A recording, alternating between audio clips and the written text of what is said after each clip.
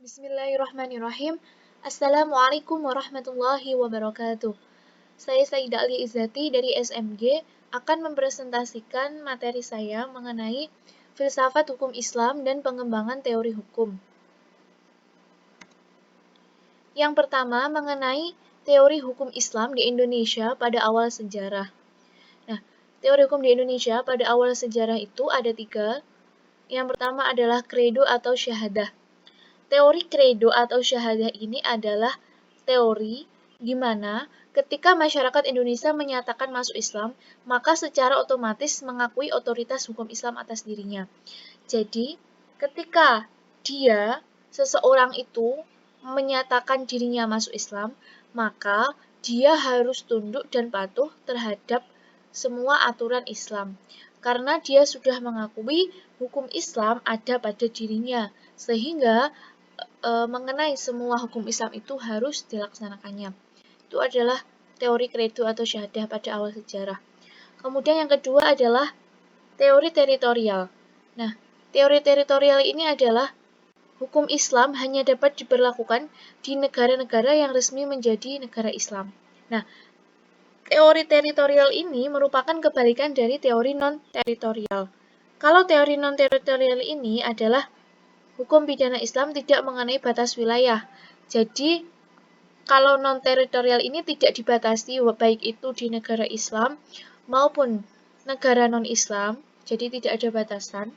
Namun, kalau teori teritorial ini itu hanya resmi dapat diberlakukan di negara Islam.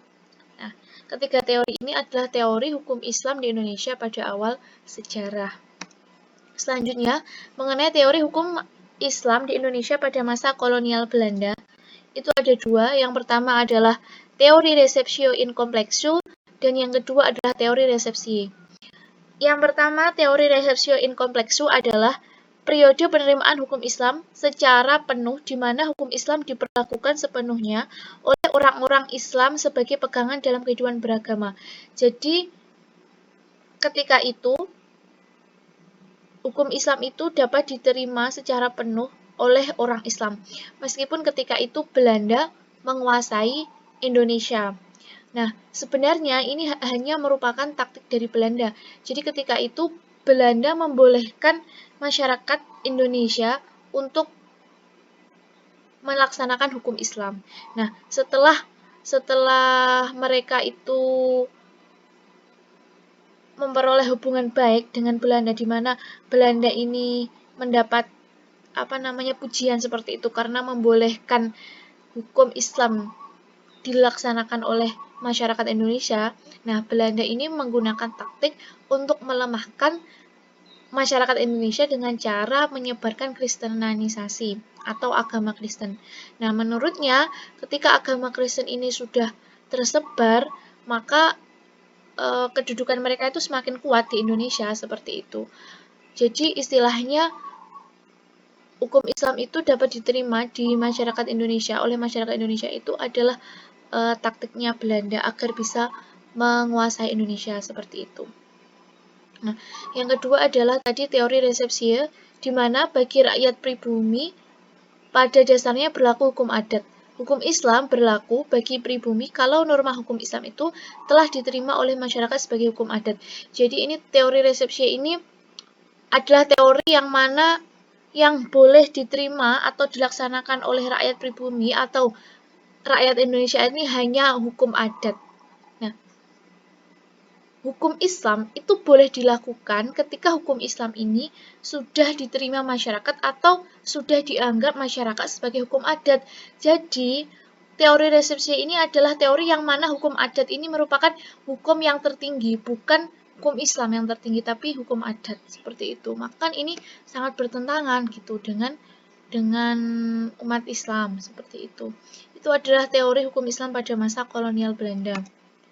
Selanjutnya mengenai teori hukum Islam di Indonesia pada masa kemandirian bangsa, ini ada 3, yaitu yang pertama teori resepsi exit.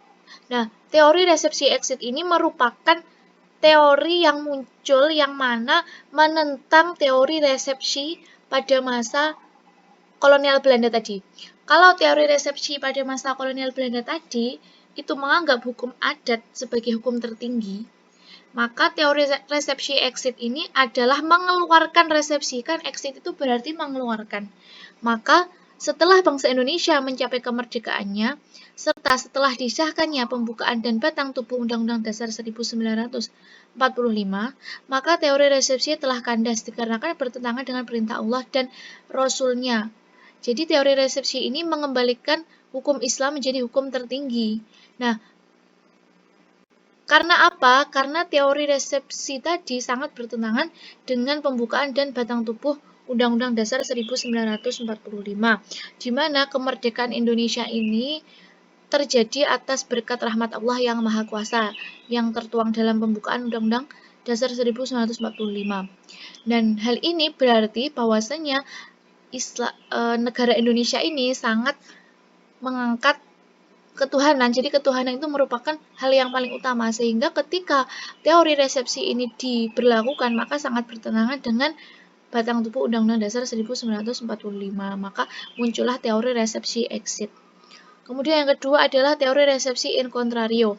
Nah, teori resepsi in contrario ini adalah penjabaran dari teori resepsi exit, di mana meneguhkan kembali bahwa bagi orang Islam berlaku hukum Islam, sedangkan hukum adat boleh berlaku ketika tidak bertentangan dengan hukum Islam. Inilah yang sampai saat ini diberlakukan. Jadi sampai saat ini itu hukum adat itu boleh dilakukan, boleh dilaksanakan oleh masyarakat Indonesia, terkhusus masyarakat Islam ya. Di sini adalah umat Islam, di mana ketika hukum adat tersebut tidak bertentangan dengan hukum Islam. Misalnya kayak kebiasaan-kebiasaan masyarakat itu boleh dilakukan, adat itu boleh dilakukan ketika adat tersebut tidak bertentangan dengan hukum Islam.